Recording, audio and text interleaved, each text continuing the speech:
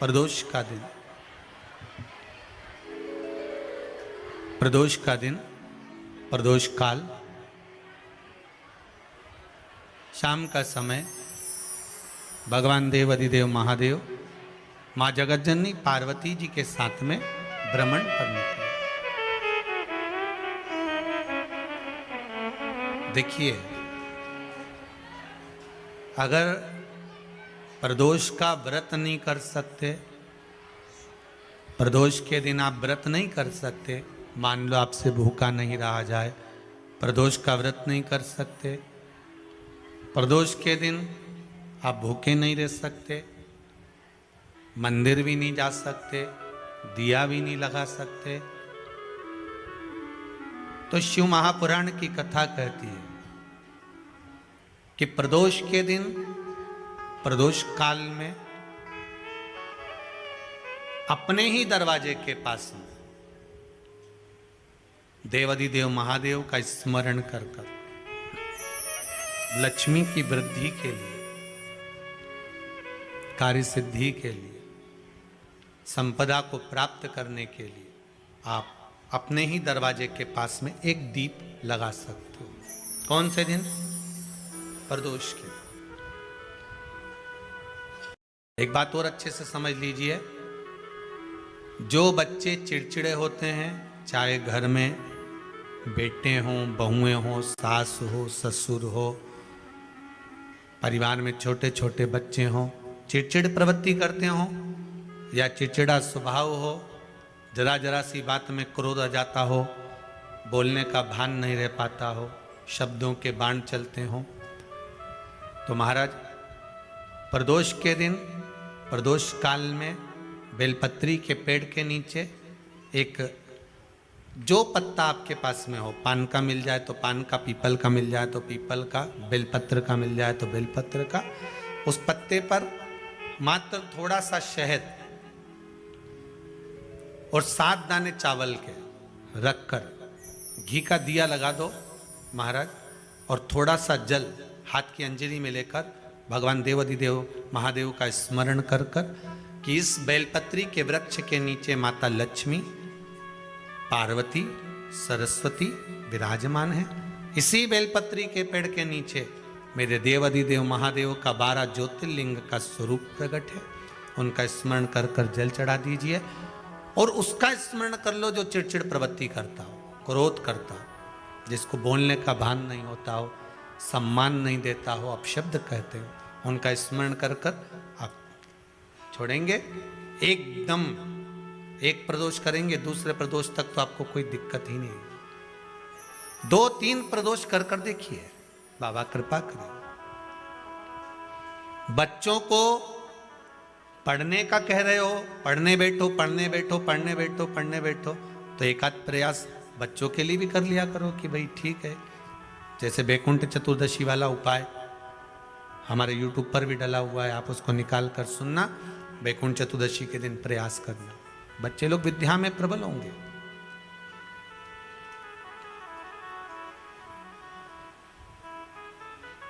शिव उपासना का जो फल है वह 1000 गुना।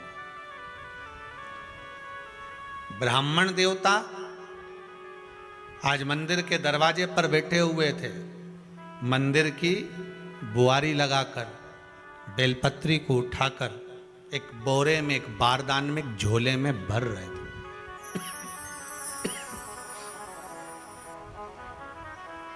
एक बारदान में, एक बोरे में, एक झोले में भर रहे हैं। पहले भी कथा में काज फिर कहते हैं, शिव मंदिर में जल बाद में चढ़ाना, शंकर के मंदिर में जाकर पंचामृत स्नान बाद में कराना, शंकर जी के मंदिर में जाकर पूजन बाद में करना। पहले थाली एक और रखकर शिव मंदिर में झाड़ू, पोछा या जो बेलपत्री, निर्माल्य जो भी रखा हो, उतरा हुआ सामान, उसको भरकर कहीं एक और जहां मंदिर वाले रखते हों वहां ले जाकर रख दो। झाड़ू पोछा एक बार जरूर। इस ब्राह्मण के चरित्र को सुनिए जो शिव महापुराण में वर्णन किया गया। कार्तिक महत्तम की कथा कर रही है। कार्तिक मास में पड़ने वाले प्रदोष के दिन महाराज वो ब्राह्मण बेलपत्री को उठा उठा कर बारदान में भर रहा था।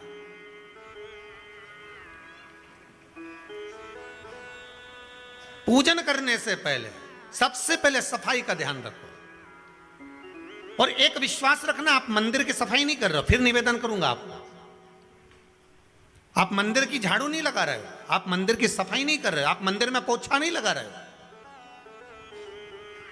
जितना हाथ आप मंदिर में फेर रहे हो सफाई के लिए, उतना आपके जीवन में जितना दुख है, जितनी तकलीफ है, जितना कष्ट है, जितनी बीमारी है, उस पर हाथ फेर रहे हो, मंदिर में नहीं फेर रहे हो। नहीं तो सारी दुनिया में जितने मंदिर हैं, सारे मंदिरों में ट्रस्टियों ने कुछ ना कुछ लगा के रखा है। स्वीपर आता है, साफ करके जाता है, ये आएगा सफाई कर कर जाएगा, पंडित जी होंगे तो बुआरी लगा देंगे, पंडित जी होंगे सफाई कर देंगे। उन्होंने तो पंडित जी को बोल के रखा है कि साफ कर दो, पंडित जी करते भी हैं, पर पहला फर्ज आपका है कि आप मंदिर में आए हो तो पहले आप सफाई करो। क्यों? क्योंकि हम उसका द्वार साफ रखें। आज के समय में तो एक नियम हो गया साहब कि मंदिर में जाते हो तो मंदिर के दरवाजे पर चप्पल उतार के जाते हो, नहीं तो शास्त्र रीति तो ये कहती है कि मंदिर में भगवान सामने बैठा है तो उसके सामने चप्पल भी नहीं उतरना चाहिए। तो कई लोग कहते हैं मंदिर के अंदर थोड़ी ना उतार, हम तो जीने से भी बाहर, एकदम गेट के बाहर वहां उतार, पर सामने तो है ना, सम्मुख में तो है। तुम्हारे यहां अगर 4 लोग दिवाली मिलने आते हैं ना, तो तुमने चप्पल रखने का भी स्टैंड बनाकर रखा है, साइड में उतारिए, दहली पर मत उतार देना, थोड़ा साइड में उतारो, सामने से सब आते जाते रहते हैं, सामने उतारो, सम्मुख में क्यों उतार रहे हो?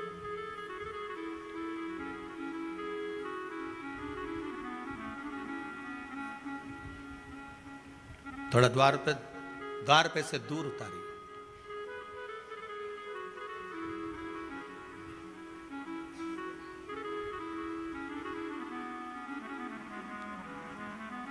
अभी तो कुबेरेश्वर धाम में काम चल रहा है, आप लोग जो दान दे रहे हो, आपके दिए हुए दान से निर्माण चल रहा है। अभी तो आप पहनकर जूता चप्पल भी अंदर आ जाते हो, भले दूसरे मंदिरों में चप्पल पहनकर हमने देखा है, आधिकाधिक मंदिरों में, ब्रजभूमि पर भी बहुत मंदिरों में लोग अंदर जूता पहनकर चले जाते हैं, पर जब तक बाबा नहीं बैठा तब तक तो आप पहन कर आ रहे हो। जिस दिन बाबा कुबेरेश्वर धाम में आकर बैठ गया, उसके बाद वो दोनों गेट पर चप्पल बाहर ही रहेगी। आओ आप, कंकर से शंकर जब शरीर से लगेगा तब सुख भोगोगे, आनंद भोगोगे, सुख की प्राप्ति।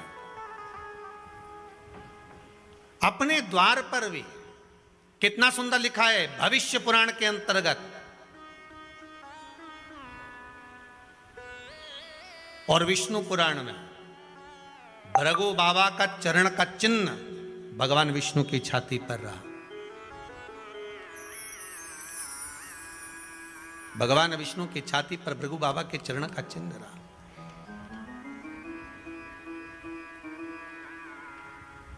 चरण का चिन्ह। अब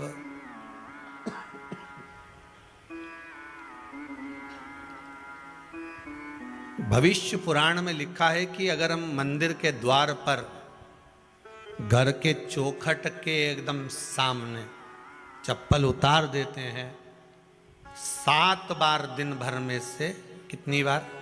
7 बार विष्णु पुराण कहती है ऐसा कोई दिन नहीं होता जिस दिन दरवाजे पर 7 बार लक्ष्मी आकर खड़ी नहीं होती हो। कल एक कथा कही थी आपको कि प्रत्येक मनुष्य के भाग्य में सुख लिखा है, केवल मंथन करना। भविष्य पुराण कहती है 7 बार लक्ष्मी प्रत्येक मनुष्य के दरवाजे पर जाकर खड़ी होती है, पर द्वार पर चप्पल पड़ी होने के कारणवश वो लौट कर चली जाती है। बहुत ध्यान दीजिएगा महाराज, थोड़ा सा आपको बुरा लगेगा, लग जाए, पर शिव पुराण है, जीवन संवार देगी तो अच्छी बात है, जीवन संवार दे तो अच्छी बात है। मंदिर के द्वार पर हम जब चप्पल छोड़ते हैं जिस मंदिर की चौखट पर चप्पल छोड़ी है, आप जितनी देर आराधना में लगे रहते हैं उतनी देर तक आपकी चप्पल पर जितने लोग लांग कर जाते हैं, जितने लोग लांग कर प्रवेश करते हैं, उसका भी दुख आपके भाग्य में आता चले जाता है। ध्यान दीजिएगा जरा।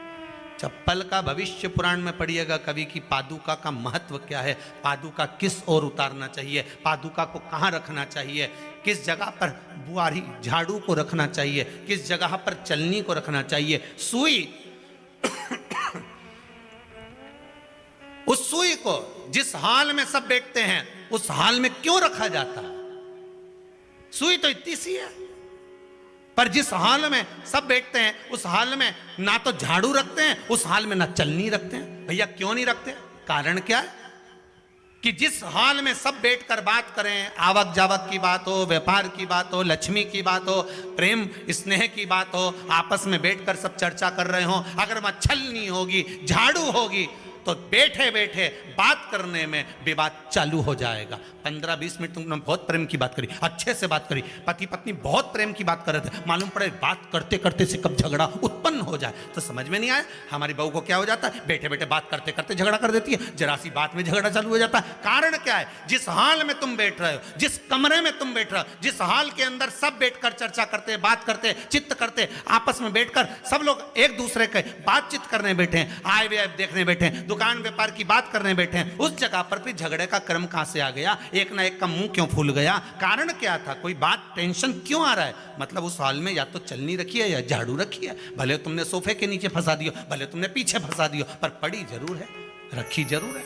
कहीं ना कहीं पड़ी होगी।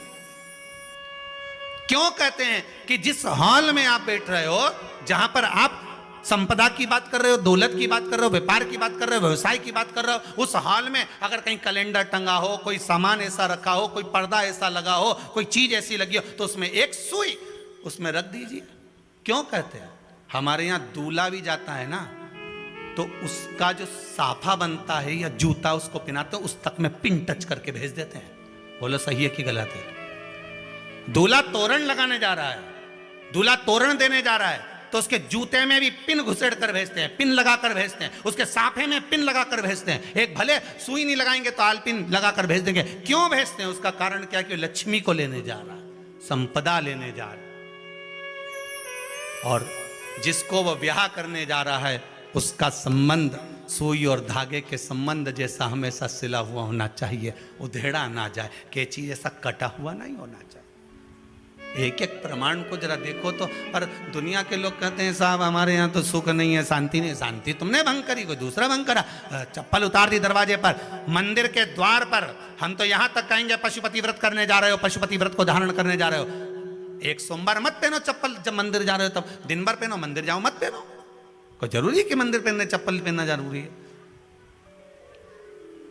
मत पहनो। मंदिर के द्वार पर जहां भगवान विराजे हैं उसके द्वार पर अगर आपने चप्पल उतारी है, आप तो अंदर चले गए, पर जितने लोग लांग रहे हैं उसका मालूम, उसका स्मरण कितना कितना गया। छाता, चप्पल, आसन,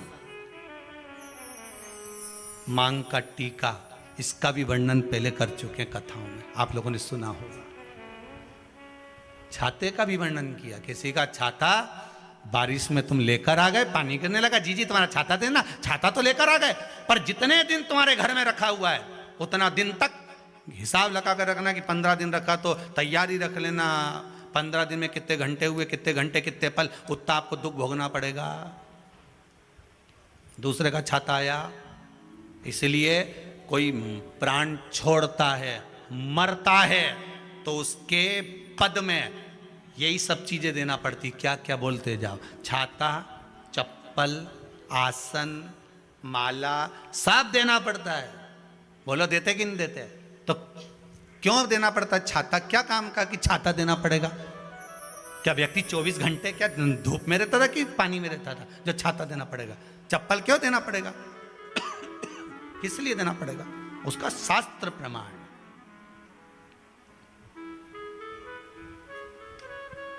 जरा सा राजा परीक्षित ने जरासंध के मुकुट को सिर पे पहन लिया था और बुद्धि बदल गई थी। समीक बाबा के गले में मरा हुआ सर्प डाल दिया था। सही है कि गलत है? केवल मांग काटी का अर्थात सिर पर मुकुट बदला और काम हो गया। बहुत ध्यान देना पड़ता है महाराज, बहुत ध्यान देना पड़ता है।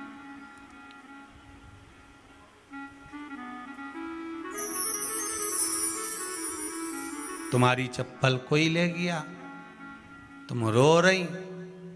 किसी ने पूछा क्या हो गया? मेरी चप्पल कोई ले गया था, फिर मैं दूसरे की ले गई। तुम्हारी से कोई दूसरा ले गया, तुम दूसरे की ले।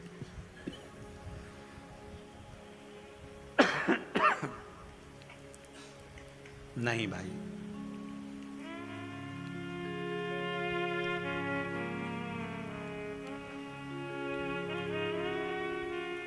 उसको प्राप्त करने के बहुत तरीके हैं।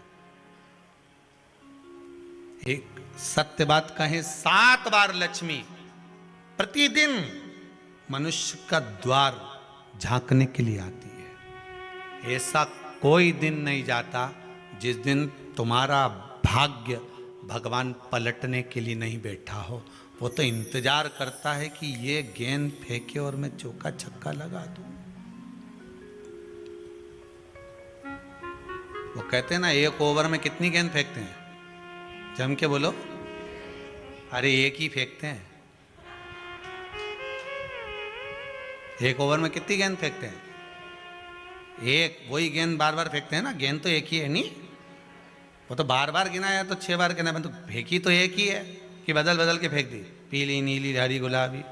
नहीं, एक ही है।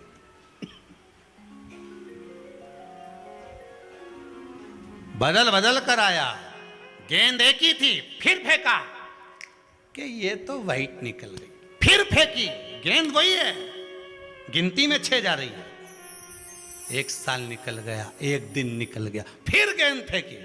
अरे साहब, एक भी रन नहीं बना, फिर फेंकी, अभी भी नहीं बना, फिर फेंकी तो के बाउंड्री तक तो पहुंच गई है। अब की बार जो फेंकी तो के ऊपर से निकल गई, सीधे 6 पे पहुंच गई। भगवान भी ये कहता है, एक ही गेंद है, 6 बार फेंकी है।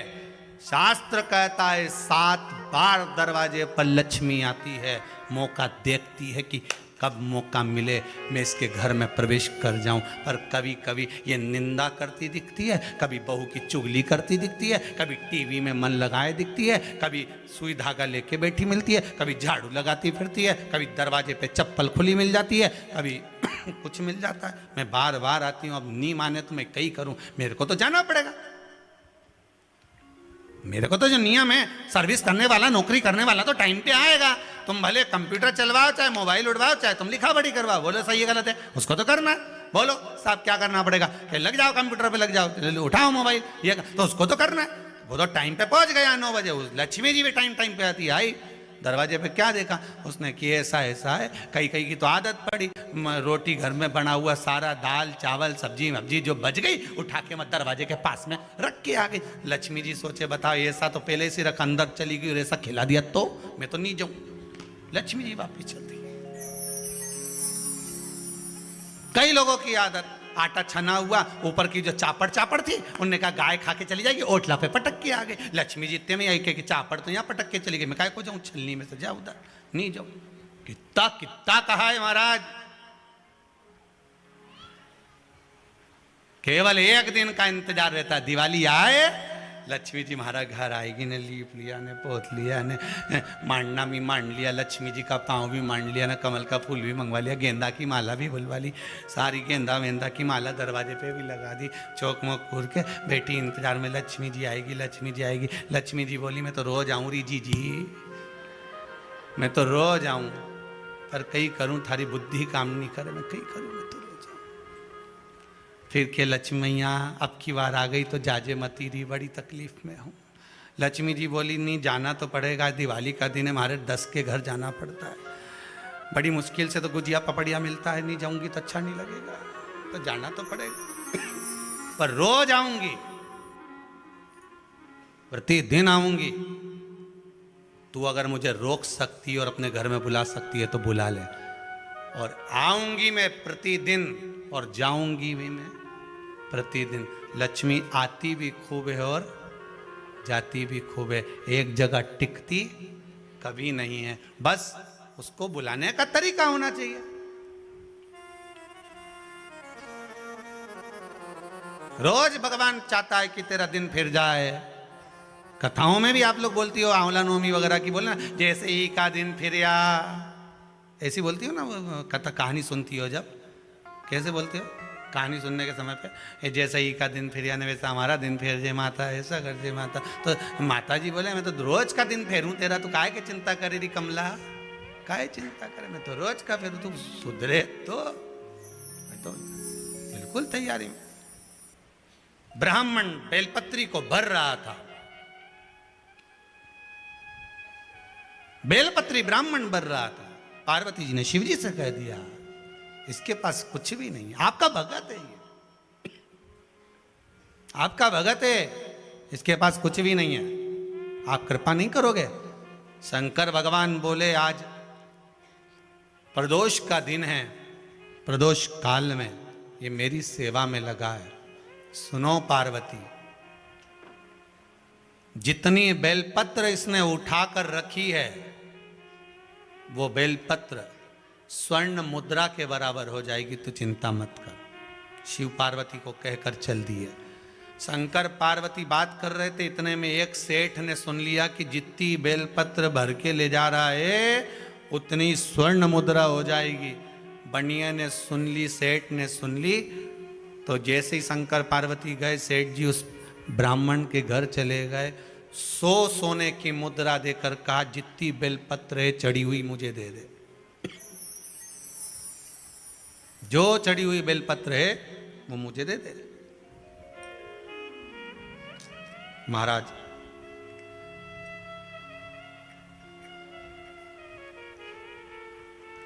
अब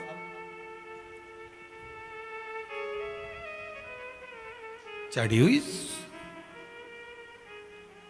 ब्राह्मण देवता ने पूछा आप करोगे क्या?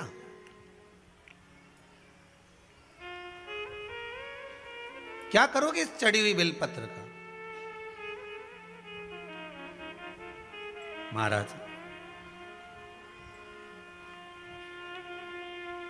ये चढ़ी हुई जो बेलपत्र है ना, आप मुझे दे दो, मैं 100 स्वर्ण मुद्रा आपको देता हूं। धर्मपत्नी ने कहा दे दो। ब्राह्मण बोला यही तो हमारी पूंजी है, यही हमारी पूंजी है।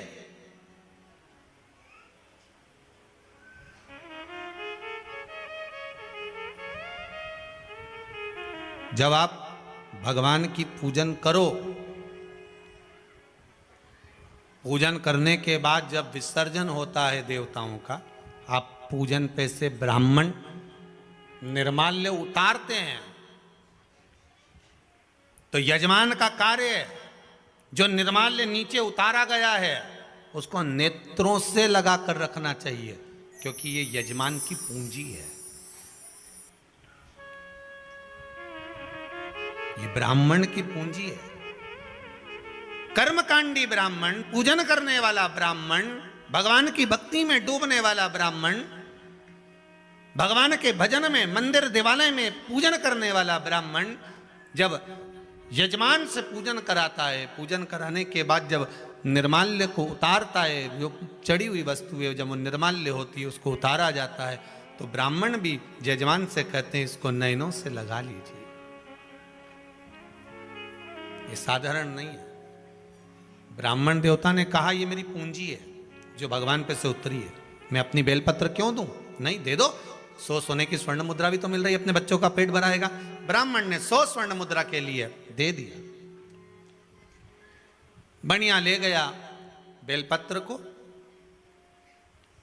भगवान ने कहा था ये बेलपत्र धोकर ब्राह्मण चढ़ाएगा तो इसको उतनी ही स्वर्ण मुद्रा प्राप्त होगी जो उतरी हुई। आपको पहले भी कहा केवल एक बेलपत्र ऐसी है जो उतरने के बाद धोकर फिर चढ़ा दो। बनिया बैठ गया, आज नहा धो के स्नान करके चढ़ाने लगा। अब इसका मन शंकर जी में तो था ही नहीं, इसका तो उतना था कि ये जितनी चढ़ेगी उतनी स्वर्ण मुद्रा मिलेगी। अब ये तो लालच से कर रहा था। चढ़ती गई, सुबह से शाम हो गई, भगवान नहीं आए। इसने शंकर भगवान के शिवलिंग को पकड़ा और उस बनिए ने, उस सेठ ने शिवलिंग को पकड़कर कहा, ए शंकर,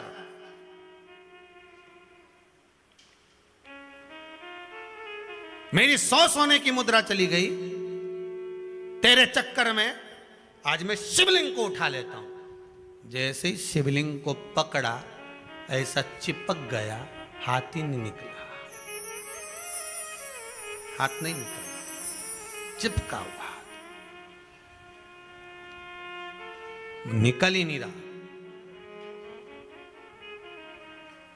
आंख से आंसू निकलने लगे, सुबेरे से लगा था, हाथ नहीं खुल रहा। शंकर भगवान आकाशवाणी कर कर बोले, उसके भाग्य का धन तू लेना चाहता था? 1000 स्वर्ण मुद्रा ब्राह्मण को दान दे, क्योंकि उसके भाग्य की थी ये बेलपत्र, तब हाथ छूटेगा। बनिया बोले, पहले हाथ तो छोड़ो, तो 1000 मुद्रा दूंगा। इसने सोचा कि 1000 मुद्रा तब दूंगा जब हाथ छूटेगा। हाथ छूटेगा तो कौन देगा? भाई, एक व्यक्ति की गाय खो गई, गौ माता खोई, तो इसने हनुमान जी से कहा, प्रभु मेरी गाय घूम गई है, आप हनुमान जी गाय ढूंढ दो। तो हनुमान जी ने ऐसी कृपा कर दी। एक व्यक्ति सामने से दौड़ कर आया, हे प्रभु मैं आपको प्रसाद चढ़ाऊंगा, 5 रुपए का, आप मेरी गाय ढूंढ दो। सामने से दौड़कर एक व्यक्ति आ गया, उसने आकर कहा, कालू वो तेरी गाय वहां पीछे से आ रही है। इसने गाय पकड़ी, चल दिया। मंदिर के पंडित जी बोले, देखो 5 रुपए का प्रसाद बोला था, तुम्हारी गाय मिल गई, चलो। भगवान हनुमान जी ने ढूंढ दी, चढ़ाओ प्रसाद। उसने कहा, उसने हनुमान जी ने क्या करा, गाय तो खुद मेरे पास आ रही थी। हाथ छूटेगा, क्यों दूंगा मैं 1000 स्वर्ण मुद्रा? भगवान ने हाथ ही नहीं छोड़ा। भगवान को मालूम है बहुत अकल, छोड़ा ही नहीं। क्या करूं मैं? भगवान बोले, बुला तेरे पुत्र को और 1000 स्वर्ण मुद्रा बुला। पुत्र को बुलाया, 1000 स्वर्ण मुद्रा बुलाई। बनिए से कहा, दे अब, तो कि मेरा हाथ तो छोड़ो। भगवान ने एक हाथ तो लगा कर रखा, एक हाथ छुड़वा दिया, संकल्प दे 1000 स्वर्ण मुद्रा दे। 1000 स्वर्ण मुद्रा ब्राह्मण को दी, दूसरा हाथ छूटा, शंकर जी के चरणों में गिर गया, मेरा लालच मुझे चिपका दिया था। इतने में पार्वती जी आकर बोली, आपने कहा था कि ब्राह्मण को आप स्वर्ण मुद्राएं दोगे, तो ये मुद्रा आपने क्यों नहीं दी? शंकर भगवान बोले, मेरे पास तो खुद नहीं है, मैं तो अपने भक्त से दिलवाता हूं। किससे दिलवाता हूं? अपने भक्त से। फिर निवेदन करूंगा, भगवान कभी तुम्हारे सामने आकर ना तो देगा ना तुमसे लेगा। भगवान कभी आकर नहीं बोलेगा कि जी मुझको रसगुल्ला खिला दे, कि रबड़ी खिला दे, कि मोहनथाल खिला दे, कि ठौर खिला दे। भगवान कभी आकर नहीं बोलेगा कि मुझे 56 भोग लगा दे। भगवान कभी आकर नहीं बोलेगा।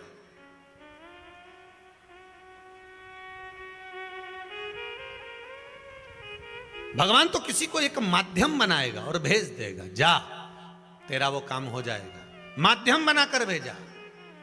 और हम तो कहते हैं संपूर्ण विश्व में, सारे संसार में जब एक तरफ श्रीमद् भागवत कथा चल रही थी, बीच में ये शिव महापुराण की कथा अगर कोरोना महामारी में आई है, तो ये जान लेना कि भगवान ने माध्यम बनाकर भेजा है कि तुम्हारी जिंदगी को संवार लो। ये शिव महापुराण की कथा अगर आज आई है, तो ये आपके जीवन को संवारने वाली है, आपके जीवन को सार्थक बनाने वाली है, सार्थकता प्रदान करने वाली। ये जीवन को एक परमात्मा की शरणागति तक लेकर जाने वाली।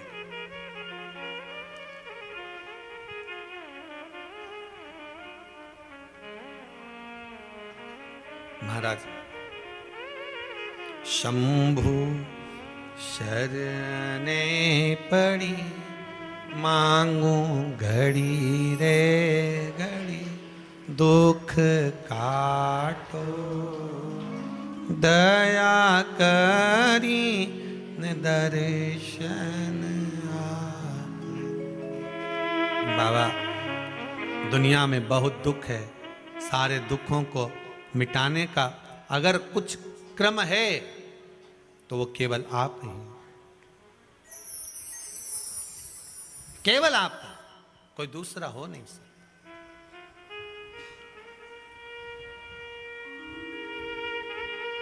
भगवान कभी सामने आकर नहीं देगा, भगवान कभी तुम्हारे सामने आकर लेगा भी नहीं। भगवान तो किसी को माध्यम बना देता है। देव ऋषि नारद के अहंकार को तोड़ना था तो देव ऋषि नारद से तप करवा लिया। इतना अहंकार देव ऋषि नारद में आ गया कि मैंने कामदेव को जीत लिया। तो शंकर जी के पास जाकर कहते हैं कि मैंने काम को जीता है जिसको आप नहीं जीत पाए। शिव जी ने अपने गले की रुद्राक्ष की माला दे दी, ये ले रुद्राक्ष की माला। देव ऋषि नारद ने वो रुद्राक्ष की माला भूमि पर जाते जाते पटक दी। ये रुद्राक्ष की माला जिसकी कोई कीमत ही नहीं है, फेंक दी। रुद्राक्ष का मोल क्या होता है, रुद्राक्ष का मूल्य क्या होता है, ये रुद्राक्ष पहनने वाला ही जान सकता है। जिस समय पर रुद्राक्ष महोत्सव हुआ था कोरोना महामारी के समय पर, और कोरोना महामारी दूसरी लहर तो बाद में चालू हुई थी, जब रुद्राक्ष उत्सव हो चुका था, उसके बाद कोरोना की जो दूसरी लहर चालू हुई थी, आप सबको स्मरण होगा, लोगों को जो रुद्राक्ष बांटे गए थे, इतना विश्वास था उस रुद्राक्ष में, उसका पानी पी पी के लोग बीमारी से ठीक हो गए थे। आज भी कई पत्रों में लिखा हुआ है, इनमें कई पत्र,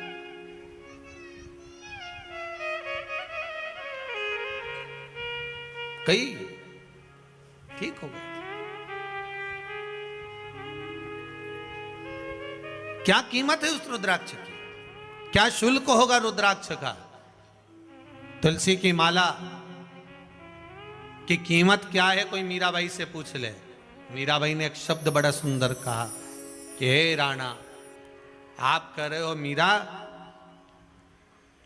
हे मीरा, कि तुलसी की माला छोड़ो मेरी मीरा, तुम पहनो नौलख हार, मीरा तेरो क्या लागे, क्या लागे री गोपाल, मीरा तेरो क्या लागे। मीराबाई कहती है तुलसी की माला नहीं छोड़ू राणा, कि तुलसी की माला नहीं छोड़ो राणा, अरे यही तो हमारो श्रृंगार, मीरा तेरो क्या लागे री गोपाल, मीरा तेरो क्या लागे। हमारे कमी पड़ी, 9 लाख हार पड़े हैं, मीरा पहन ले, आभूषण पड़े हैं वो पहन, तुलसी की माला की कीमत क्या है। मीराबाई कहती है सुनो राणा, रात को मरूंगी, आधी रात को सारा आभूषण उतार लिया जाएगा, केवल एक तुलसी की माला धागे में पड़ी रहेगी तो वो उतारी नहीं जाएगी। यम के दूत सोने के आभूषण नहीं देखते, यम के दूत रुद्राक्ष की माला और तुलसी की माला ही देखते हैं, उनको एक ही चीज नजर आती है, उसके सिवाय कुछ नहीं। सोने की माला पहनोगे फिर वही बात आ गई,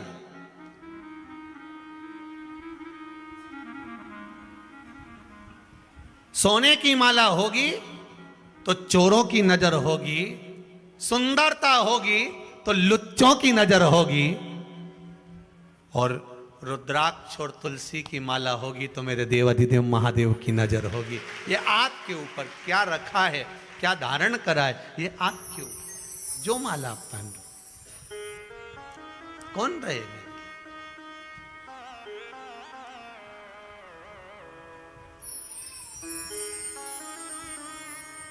कीमत क्या है रुद्राक्ष की, कीमत क्या है तुलसी की, कीमत क्या है उसको जानो।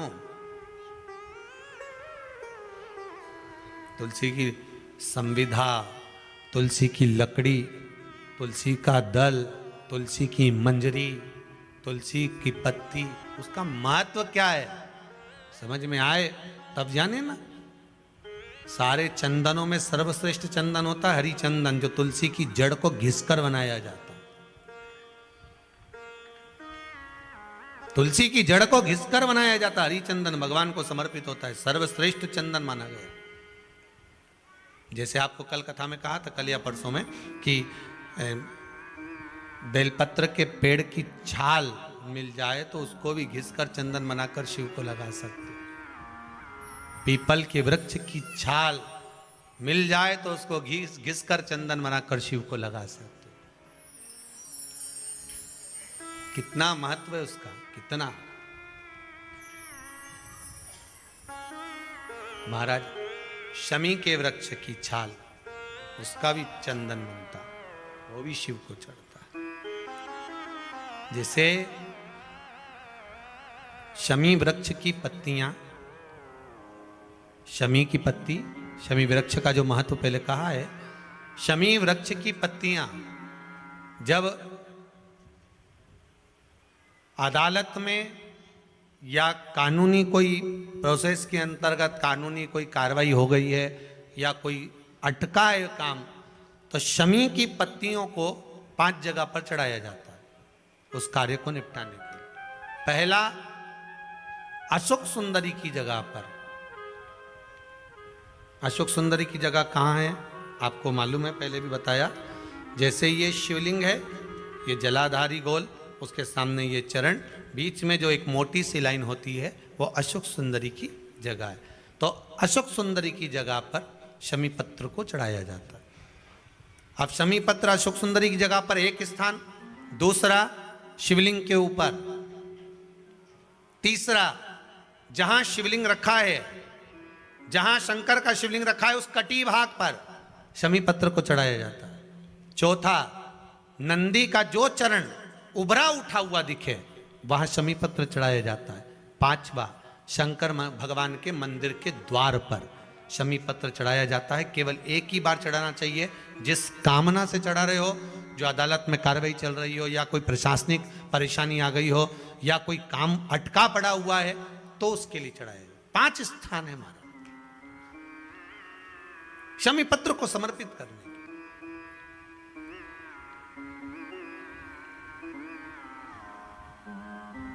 5 स्थान दिए गए। शमी पत्र को आप 5 चढ़ाएंगे, आपकी प्रशासनिक जो व्यवस्थाएं वो सुचारू हो जाएगी, वापिस कोई तकलीफ नहीं आएगी। शमी पत्र की महत्वता, चंदन की महत्वता।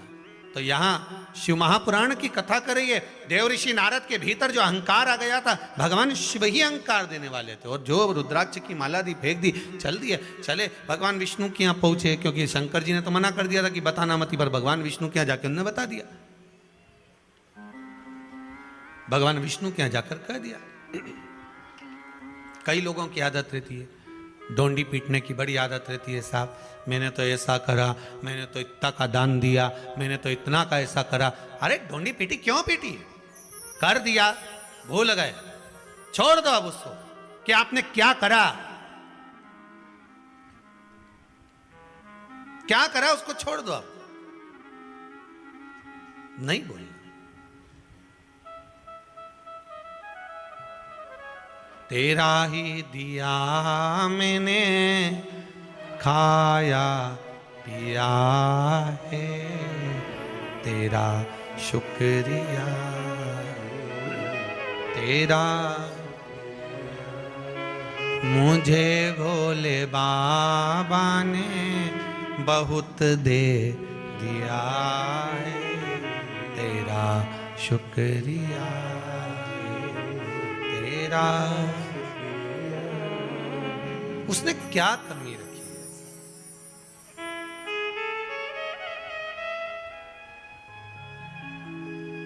क्या कमी रखी महाराज? ये इसीलिए शायद कहते होंगे, मेरा भोला गुलाब को फूल, गोरा मैया कुसुम कली। भोला रहवे काशी नगरिया, भोला रहवे काशी नगरिया, मेरी गौरा रहवे हिमालय। महाराज बस वही उसका स्थान शिव है। जाकर नारद जी ने कहा भगवान के सामने, भगवान विष्णु के सामने आदत रहती है। गौतम बुद्ध ने अपने शिष्य से कहा मुझे पानी पीना लेकर आ, जल्दी जाओ, जल्दी जा पानी लेकर, प्यास लग रही है, जल्दी जाओ, मेरा कंठ सूख रहा है, पानी लाओ। गौतम बुद्ध के शिष्य गए पानी लेने के लिए, वापस लौट कर आ गए, महाराज हम पानी नहीं लाए। क्यों? मां कोई कपड़ा धो रहा था, कोई बर्तन धो रहा था, कोई अपनी गाड़ी धो रहा था, पानी तक गंदा था, हम कैसे लेकर आते? वापिस आ गए। गौतम बुद्ध ने कहा बहुत तेज प्यास लग रही है, पानी तो लाना पड़ेगा, प्यास बहुत तेज लग रही, जल्दी जाओ पानी लाओ, जाओ जल्दी से। ठीक है, गए, फिर गए, 4 घंटे हो गए आए नहीं, 6 घंटे हो गए आए नहीं, 7 घंटे हो गए, तब एक घड़ा पानी का भर कर लाए। गौतम बुद्ध ने कहा इतनी देरी कर दी?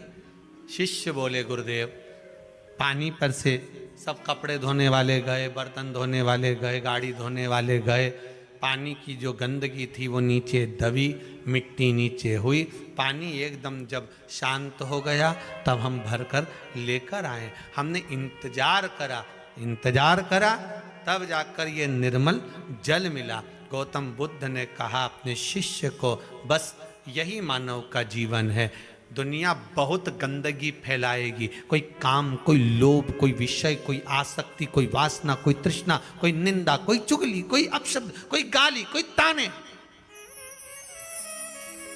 आप जब जल भरने जाओगे, जल मतलब कथा सुनने जाओगे, आप जब सत्संग करने जाओगे, आप जब मंदिर जाओगे, आप जब धर्म की जगह पर जाओगे, आप रोज किटी पार्टी जाओ कोई कुछ नहीं कहेगा, आप रोज होटल जाओ कोई नहीं कहेगा, आप रोज एंजॉय करने जाओ कोई नहीं कहेगा, पर आप जब कथा में लग गए, धर्म में लग गए, सत्संग में लग गए, भजन में लग गए, कथा में जाना चालू कर दिया तो फिर लोग कमेंट्स करना चालू कर देंगे, ए बताओ ये भी उसके चक्कर में पड़ गई बस सीहोर वाला के। बताओ वो तो खुद ढोंगी ठहरा, ले कहने वाले कहीं कम पड़े, मुंह से कहते फिरे और के आग लगे बस्ती में अपन रहो। दुनिया के लोग कहेंगे अरे कहा चक्कर में पड़ गई, वो टोटका बताता रही है, काम करता रही, ये भी उसके चक्कर में पड़। लोग तो कहेंगे, उनका तो काम है कहना, क्यों डरे? कोई रोज की जाए उसके कोई नहीं टोकेगा, होटल जाओगे कोई नहीं टोकेगा, पर धर्म की जगह पर जाना चालू कर दो, सत्संग में, भजन में, कीर्तन में, मंदिर में, देवालय में जाना चालू तो करो। तुम रोज रोज मंदिर जाना चालू कर दो तो लोग कहेंगे अपने आप को सती सावित्री समझ रही है। बताओ रोज लोटा उठा के चल दी, बताओ रोज बड़ी बड़ी व्रत करे, बड़ी आई पशुपति व्रत करे, दुनिया के लोग ताने कसना चालू कर देंगे, इनका काम ही है। ये यमराज के छोरा छोरी पैदा हुए हैं, ये कोई छोटे मोटे हैं? यमराज के छोरा छोरी का काम क्या था मालूम है आपको कि नहीं मालूम? बोलो तो सही। भगवान के छोरा छोरी का काम क्या है? भगवान शंकर के छोरा छोरी का काम क्या है? गणेश जी का काम क्या है? तुम्हें रिद्धि सिद्धि देना, रिद्धि सिद्धि मिलेगी तो भजन करोगे, दान करोगे, पुण्य करोगे, बैकुंठ जाओगे। और यमराज के छोरा छोरी का काम क्या है? तुम्हारी बुद्धि को बदलना। जैसे तुम सत्संग में जाने लगोगे वो तुम्हारे को टांग खींचेंगे, कैसी बन के चल दी, इतनी कथा में जा रही है, अपने आप को धर्मात्मा समझने लगी, ऐसा हो गया। ये यमराज के छोरा छोरी तुम्हें वहां से हटा के वापिस गलत जगह लगाएंगे, मतलब अपने पिताजी के पास ले जाएंगे, और भगवान के छोरा छोरी भगवान के पास ले जाएंगे। अब मर्जी तुम्हारी कि तुम ये यमराज के छोरा छोरी के कहने में आओ कि भगवान के छोरा छोरी के कहने में आओ। नहीं तो दुनिया के लोग तो कहेंगे कहाँ चक्कर में पड़े हो आके, क्या करने जामा कुबेरेश्वर धाम जंगल में, कई करे फालतू का पैसा बर्बाद करके इंदौर से गाड़ी भरा भरा के आए, रतलाम से आए, ने मुंबई से आए, ना पुणे से आए, मतलब ये आ गए पोरबंदर से। क्या मतलब इतना फालतू के चक्कर में पड़े हो। दुनिया के लोग कहेंगे तुमसे, बहुत कहेंगे ये यमराज के छोरा छोरी कम नहीं है, ढेर पड़ा है। तुम रोज रोज कथा सुनोगे ना तो कहीं का ना कहीं का निंदा करने वाला, चुगली करने वाला मिल जाए, समझ लेना ये यमराज का छोरा है। तुरंत जैसे ही कहीं का तुम्हारे को बस मना करने वाला मिल जाए, जैसे ही बुराई करने वाला मिल जाए, कहाँ चक्कर में पड़े, कहाँ सी ओर जा रहा है, वो महाराज के चक्कर में पड़े, वो में तो अकल ही नहीं होता, कथा ही बाचना नहीं आ, समझ लेना यमराज की छोरी है, ब्याह करके इंदौर आ गई, यमराज की है। पहचान, इनके पहचानने का सबसे सुंदर तरीका यही है। एक जगह कथा हो रही थी, एक व्यक्ति ने खड़े होकर पूछ लिया, महाराज जी आप कहते हो कि कथा में 33 कोटि देवी देवता जाते हैं, तो कथा में नारद जी जाते हैं कि नहीं जाते? हमने कहा जाते हैं। तो आप कैसे पहचानोगे कि नारद जी कथा में आए? आप पहचानोगे कैसे कि नारद जी कथा में आए? हमने कहा नारद को श्राप लगाए कि तू एक जगह नहीं बैठ सकता, जो बार बार जाए, बार बार आए, फिर जाए, फिर आए, समझ जाना नारद भरा गया है। तुरंत पहचाना जाएगी, उसमें कौन सी दिक्कत वाली बात है, पहचानना तो अपने हाथ में। तो जो तुमको निंदा करता मिले, शंकर जी की निंदा करे, शिव महापुराण की निंदा करे, भगवान की निंदा करे, भजन की निंदा करे, धर्म की निंदा करे, हिंदू धर्म की निंदा करे, शास्त्रों की निंदा करे, जो तुम्हें निंदा करता मिल जाए, चाहे कोई विद्वान से विद्वान भी क्यों ना हो, समझ जाना यमराज की औलाद है, यमराज का छोरा है, यमराज की छोरी है। जो भगवान की निंदा करता दिखे, समझ जाना ये अपने पिताजी के पास ले जाए। हमें नहीं जाना, हमें भगवान के करीब नहीं जाना, हमें भगवान के पास। कहा देव ऋषि नारद भटक गए, देव ऋषि नारद पहुंचे भगवान विष्णु के पास में। भगवान विष्णु ने कहा नारद जी तुमने शिव जी की निंदा कर दी, शंकर की निंदा, ये निंदा उत्तम नहीं है, ये निंदा श्रेष्ठ नहीं है। अगर भगवान की निंदा करी है देव ऋषि नारद तो तुम्हें बंदर का मुख लगेगा। देव ऋषि नारद को बानर का मुख लग गया, क्षमा मांगी, तब जाकर चंद्रभागा नदी के तट पर जाकर तब साधना करी, तब जाकर देव ऋषि नारद का जीवन सवरा और भगवान शंकर ने आकर वर प्रदान करा। शिव महापुराण की कथा कहती है भगवान श्री गणेश जी महाराज का प्रागट्य हुआ, चारों तरफ सुख समाहित होता है, भगवान गणेश जी महाराज का आनंद सुख प्राप्त होता है। गणेश जी महाराज पधार रहे हैं, पावन शिव महापुराण की कथा कार्तिक महत्तम चल रहा है। भाव भक्ति से आप कथा का रसास्वादन करते हुए अपने जीवन को सार्थक बनाएं। संभाल कर बैठे हो कथा सुनने के लिए कि बाबा हमारी विनती स्वीकार करेगा। और वही वाली बात आ गई कि सामने भगवान आ गया और उसके बाद आप इधर उधर ध्यान दोगे तो भगवान की भक्ति कैसे प्राप्त करोगे? इतनी देर तक फिर बैठने का मतलब क्या हुआ? आपका विश्वास अगर पक्का है और आप आए हो कि कुबेरेश्वर धाम में गए हैं, शिव महापुराण रूपी शंकर को प्राप्त कर कर हम जिस कामना से आए हैं हमारी वो कामना पूरी होगी, तो अपन उस कथा में मन लगा। दुनिया करेगी हरकत, वो तो चाहती है कि कैसे भी आप जो मांगने आए हो वो आपको ना मिले, पर आपकी चित्त, आपकी वृत्ति, आपकी मौनता और आपका भजन इतना दृढ़ होना चाहिए कि कौन निकल कर गया, क्या कर गया, अपने को कोई फर्क नहीं पड़े। कितनी कितनी दूर से आप लोग आए हो विश्वास लेकर, कितने घंटे से बैठे हुए हो इंतजार करते करते, और परमात्मा की भक्ति का मिलने का समय हुआ और आप अगर शोर करें या फिर प्राप्त ना कर पाए तो हमको भी लगेगा इतनी दूर से आए और आपकी कामना पूरी नहीं हुई। शंकर रूपी शब्दों को ग्रहण करिए। ब्राह्मण देव शंकर भगवान के शिवलिंग का पूजन करते हैं, अर्चना करते हैं।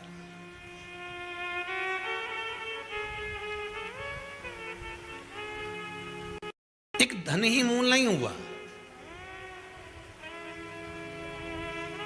किसी किसी ब्राह्मण को भले धन की मूलता हो सकती है, पर किसी किसी ब्राह्मण के लिए भगवान की भक्ति ही मूल होती है। और केवल ब्राह्मण के लिए नहीं कहूंगा, वैश्य हो, क्षत्रिय हो, शूद्र हो, ब्राह्मण हो, इन सभी के लिए।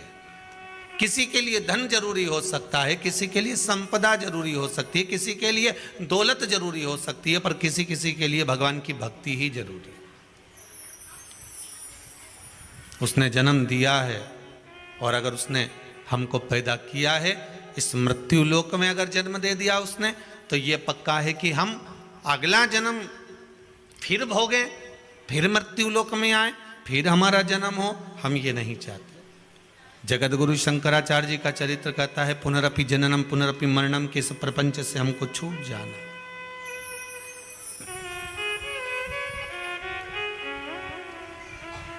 बार बार जन्म लेकर करोगे भी क्या? और आपका मन हो तो भले जन्म ले लेना हो।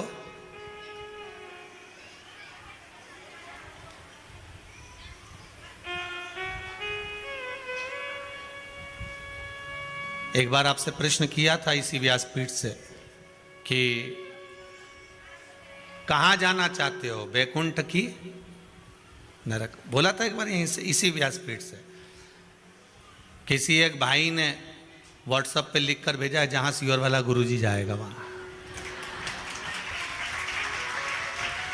लिख कर दिया उसने।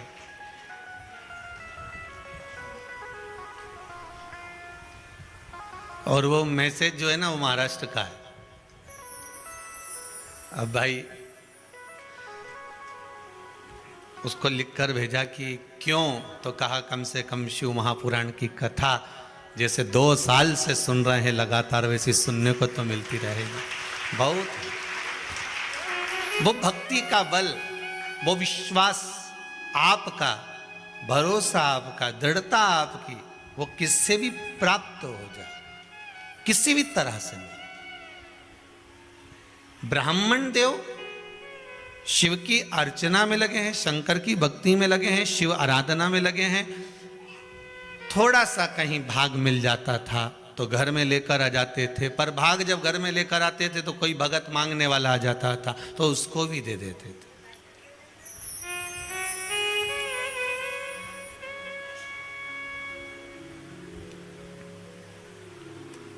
दान अगर ब्राह्मण ले रहा है तो दान देने की प्रेरणा भी ब्राह्मण दे रहा है।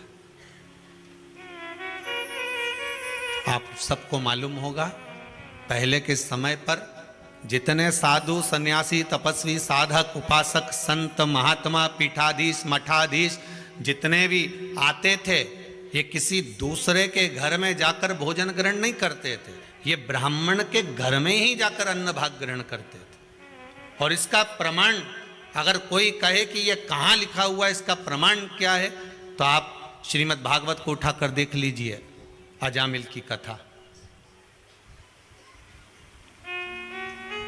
श्रीमद् भागवत में अगर कोई कहे कि ये प्रमाण कहाँ लिखा है कि पहले संत महात्मा साधु सन्यासी तपस्वी साधक उपासक मठाधीश पीठाधीश संत महात्मा जितने भी गुरुजन होते थे, ये कहीं भोजन नहीं करते थे, ये कहीं अपने जल का पान नहीं करते थे, अगर करते थे तो केवल ब्राह्मण के घर पर करते थे, तो इसका प्रमाण कहाँ लिखा हुआ है? कोई कहे तो श्रीमद् भागवत में अजामिल की कथा देख लीजिए। अजामिल एक वेश्या की ओर आसक्त हो जाता है और वेश्या की ओर आसक्त होकर वेश्या से विवाह कर लेता है। ब्राह्मण होकर उसने वेश्या से विवाह कर लिया।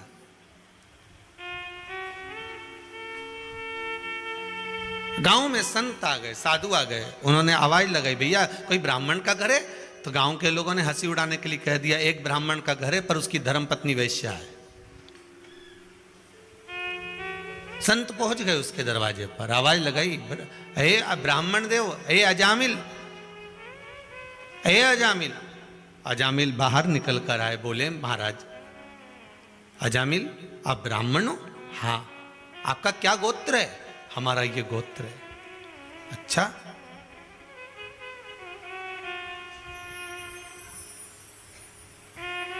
आप इस गोत्र के हो? हाँ।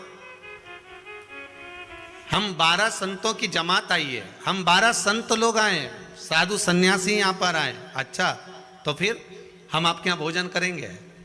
अजामिल हाथ जोड़कर कहता है, मैं भोजन कराता मना नहीं है, पर बात इतनी सी है कि मैं भोजन नहीं करा सकता। क्यों? क्योंकि मेरी धर्म पत्नी वैश्या है, मैंने उससे शादी करी है।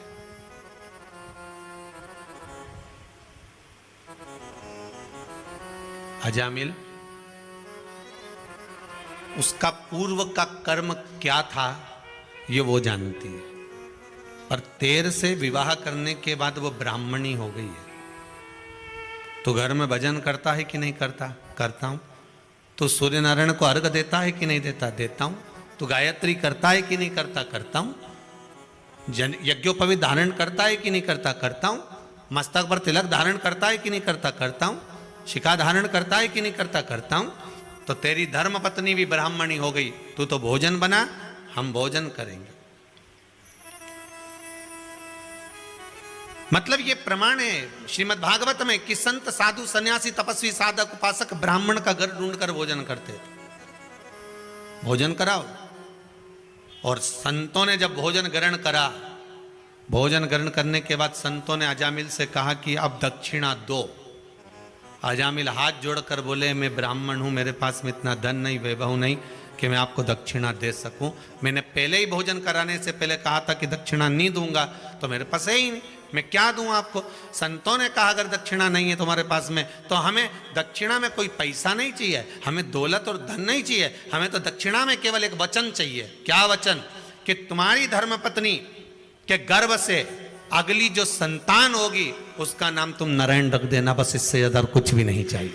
उसका नाम तुम नारायण रख दो, इससे ज्यादा हमें कुछ भी नहीं चाहिए। और उस बेटे का नाम अजामिल ने नारायण रख दिया। दिन रात नारायण आओ, नारायण खाओ, नारायण पानी पी लो, नारायण ये कर लो, नारायण वो कर लो। अंतिम समय में जब यम के दूत बंदी बनाने के लिए आए तो नारायण को याद करा। अब ये नारायण तो नहीं आया पर वो नारायण आ गया। अर्थात एक तत्व हमारा कहता है, शिव महापुराण की कथा कहती है कि आपका जो भाव अगर शुद्ध है,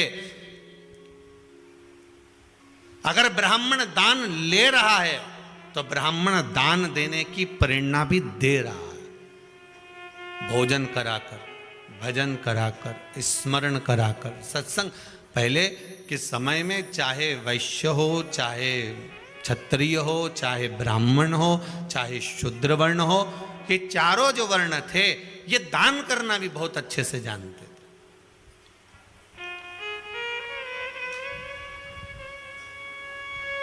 इनकी दान की परिभाषा भी बड़ी विचित्र थी।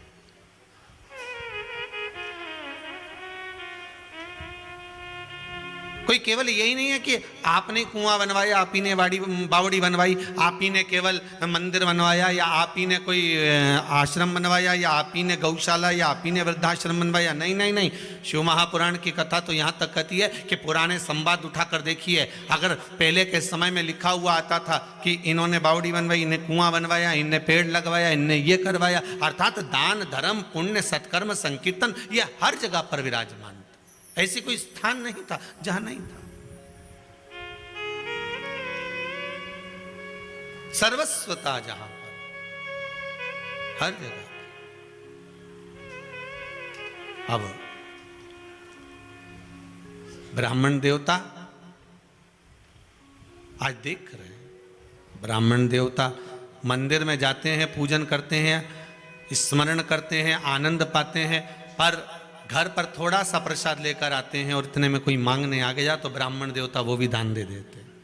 शंकर का जो भगत होता है ना, शिव का जो उपासक होता है ना, उसकी एक लक्ष्यता रहती है कि भगवान अगर मुझे देगा ना तो मैं इतना प्रदान कर दूंगा। मैं भगवान अगर मुझे देगा ना, जैसे आपसे बार बार कहते हैं कि भगवान शंकर से एक प्रार्थना जरूर करना, इस कार्तिक के महीने में मेरे कुबेरेश्वर महादेव से, महाकाल राजा से, विश्वनाथ से कहकर जाना कि बाबा मेरे जीवन में एक बार धन ऐसा देना कि मैं भी दोनों हाथों से लुटाकर इस शिव महापुराण की कथा को करवा सकूं। बाबा से ही विनती कर कर जाना।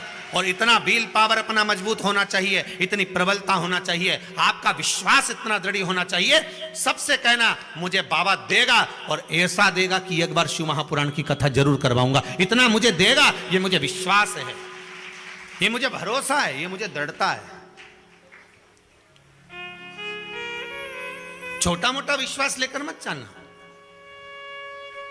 अरे किसी के पास जाओ ना तो उसके पास में जरा भारी बनकर जाना है, ऐसे हल्के वल्के बनकर नहीं जाना है। एक राजा ने कह दिया मेरे नगर में कल डोंडी पिटवा दो, सारे नगर को सूचना करा दो कि मेरे नगर में जो जिस वस्तु को छुएगा वो उसकी हो जाएगी। सारे नगर के लोगों ने तैयारी कर ली, सुबह उठते से मैं तो राजा का रथ छूंगा, कोई के मैं घोड़ा, कोई सोचे हार, कोई के धन, कोई के महल, कोई के दौलत, कोई के अटारी, कोई के जमीन, कोई के पुष्प वाटिका सारा, तो कोई के राजा की रानी सुंदर में उके छू लूंगा।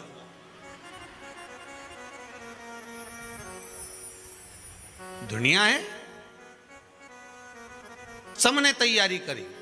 सवेरे जैसे गेट खुला, सब राजा के महल में चले गए। कोई कुछ छू रहा, कोई कुछ छू रहा। राजा ने कहा देते जाओ, देते जाओ, देते जाओ, देते जाओ।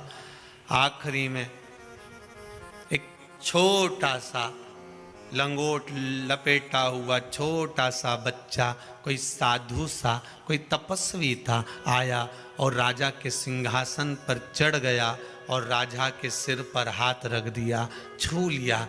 बस राजा ने कहा ब्राह्मण देवता, ए गुरुवर, ए सन्यासीवर, ए योगीवर, आपको सिंहासन चाहिए? नहीं। आप और कुछ वस्तु छू लो, जो आपको चाहिए ले जाइए। नहीं, मुझे आप चाहिए। मैंने आपको छुआ है। राजा ने कहा महाराज, आप मुझे छुए, बाकी की वस्तुओं को क्यों नहीं छुआ? संत योगी सन्यासी तपस्वी कहता है जब राजा ही मेरा हो जाएगा तो वस्तु तो वापस इकट्ठी हो जाएगी। राजा मेरा होना चाहिए जिसकी आज्ञा चलती है। राजा मेरा होना चाहिए जिसकी आज्ञा चले। एक बार ताली बजाए तो सेना सामने। उन्होंने ये नहीं किया कि सेना को छू ले, तुम्हें जो चाहिए वस्तु वो छू लीजिए। अब राजा को उसने छू लिया। अब राजा कह दे कि मुझे ला कर दो, राजा कह दे कि वापस धर दो, तो ये तो राजा के ऊपर आधारित है। तो राजा को अगर छू लिया तो राजा तुम्हारे कहने पर। उसी तरह हमें कहीं नहीं जाना। अगर हमारा विश्वास दृढ़ है, हमारा भरोसा पक्का है, तो हमें देव आदिदेव महादेव का स्पर्श अर्थात शंकर भगवान के शिवलिंग को छूना है। राम मंदिर में जाओगे तो राम जी को नहीं छू पाओगे। कृष्ण मंदिर में जाओगे तो द्वारकाधीश को नहीं छू पाओगे। कौन गया द्वारका जी और छू कर आया भगवान को? किसी भी मंदिर में जाओगे आप भगवान को नहीं छू पाओगे। केवल दुनिया में एक ही मंदिर है और वो है भगवान भोलेनाथ जी का। आराम से बैठे हुए हैं, तुम्हारी मर्जी पड़े जावा जाना और छू के चले जाना, पानी लोटा भर चढ़ा जाना। अलमस्त होकर बैठे एकांत में, तुम्हारी मर्जी पड़े तब छुओ। क्योंकि भगवान कहते हैं, दुनिया के लोग उसको उज्जैन का क्या कहते हैं? उज्जैन का राजा कहते हैं। काशी में उसे काशी का राजा कहते हैं। सोमनाथ में उसे सोम का राजा कहते हैं। केदार में उसे पहाड़ों का राजा कहते हैं। वो जगत का राजा है। उसका मात्र स्पर्श कर लेना ही समझ लेना कि कोई वस्तु तुम्हें बाकी की छूने की जरूरत नहीं, मांगने की जरूरत नहीं। वो तुम्हारा हो गया, तुम उसके हो गए। फिर क्या दिक्कत है?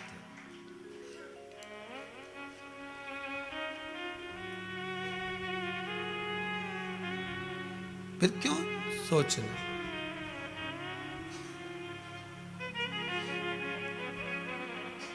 फिर कहीं सोचने की जरूरत ही नहीं पड़ेगी।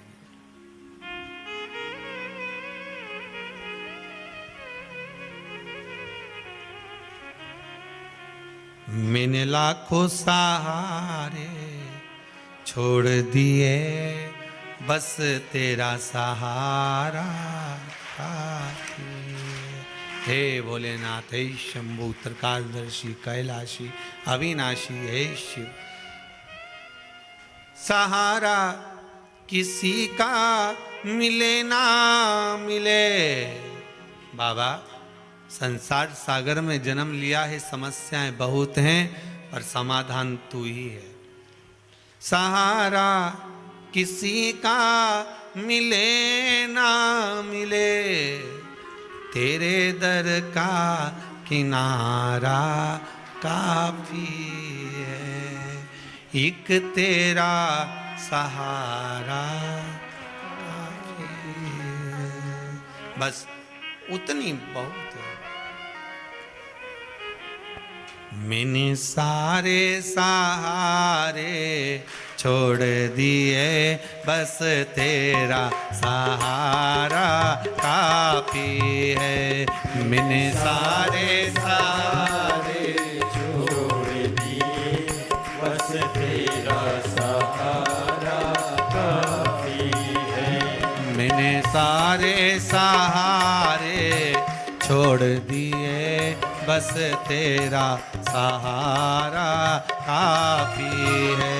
मैंने सारे सहारे आओ छोड़ दिए, बस तेरा सहारा काफी है। भोले तेरा सहारा काफी है।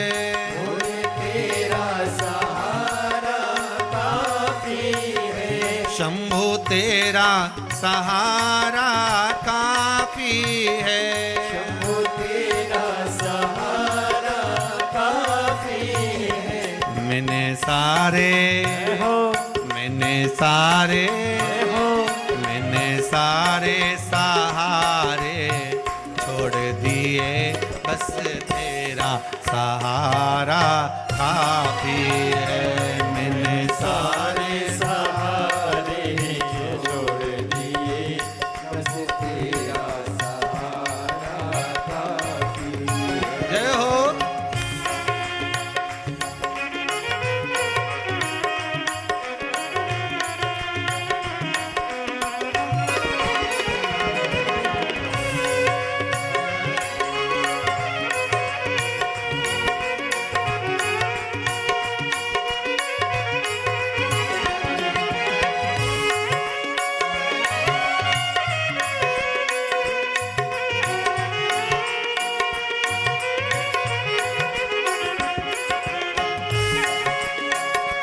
ताली से बजते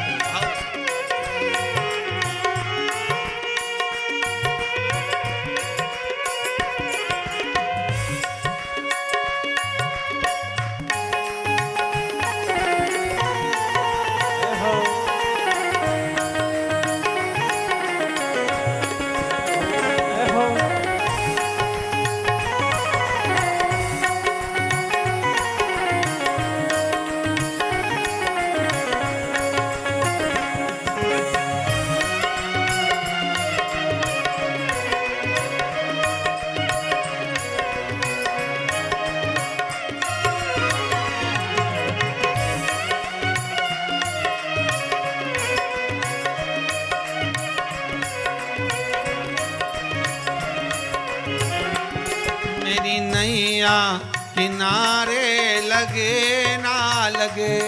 मेरी नैया किनारे लगे न लगे। बोले नैया किनारे लगे ना लगे। मेरी नैया किनारे लगे न लगे। ओ मोरी नैया किनारे लगे ना लगे। मेरी नैया किनारे लगे न लगे। तेरे दर का किनारा काफी है। तेरे दर का किनारा काफी है। ओ तेरे दर का किनारा काफी है। तेरे दर का किनारा काफी है। मैंने सारे सहारे छोड़ दिए, बस तेरा सहारा काफी है। मैंने सारे सहारे छोड़ दिए, बस तेरा सहारा काफी है। जय हो।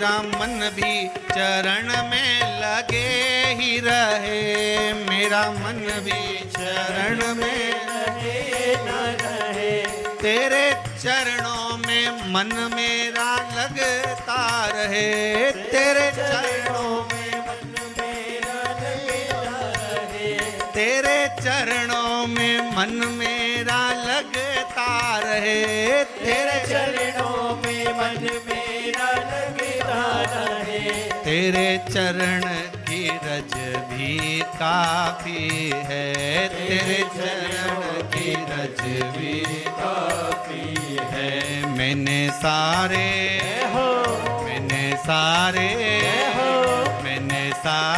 सहारे छोड़ दिए, बस तेरा सहारा काफी है।